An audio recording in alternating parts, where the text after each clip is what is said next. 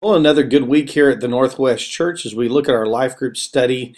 And we're talking about this idea of how a nation puts its trust in God. I don't know what you think about when you think of worship. If you think primarily about a church building and a location, or if you think primarily about just praise and worship and lifting your heart and your voice up to the Lord. Or is it more of a nature aspect for you where being what God created you to be is worship in itself? Or is it more along the service idea where you are serving those who have the greatest needs in our culture? In Israel, they had an amazing temple. This model shows you what it would have looked like in the height of its glory. And they began to look at going to worship in Jerusalem because God's presence, it says, filled the temple. Now, God didn't want the temple. God didn't ask for the temple, but it was requested by the people, so he granted it.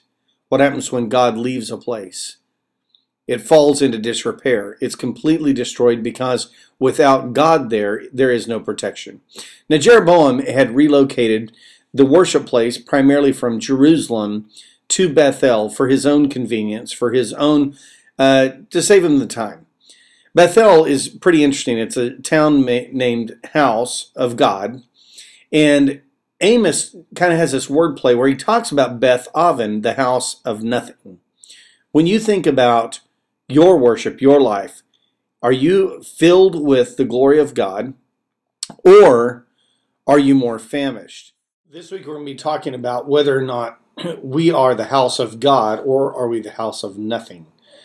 As we move into this section, I think God's really calling us through Amos to reflect on what we're looking for in life, what we're looking for in worship, what we're looking for in relationship to Him. And this week at Northwest, I hope that you'll come to be encouraged into the fullness of relationship with God, not the emptiness of the appearance of having a relationship with God. God bless. We'll see you on Sunday.